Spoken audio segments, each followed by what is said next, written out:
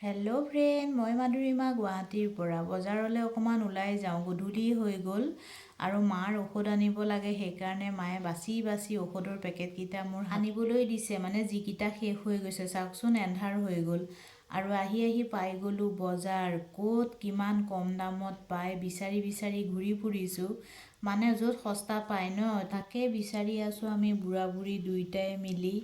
এয়া চাওক, ফুলকবিৰ দাম বজাৰতকৈ বহুত কম, কিন্তু মই ফুলকবি লোৱা নাই, পচন্দ নহ'ল। এনেকেই অলপ কিবা কিবি বিচাৰিলোঁ আৰু চাওকচোন, 99ত চেণ্ডেল পালোঁ। এনেকেই দুযোৰমান চেণ্ডেল কিনিলোঁ, কম দাম যিহেতু।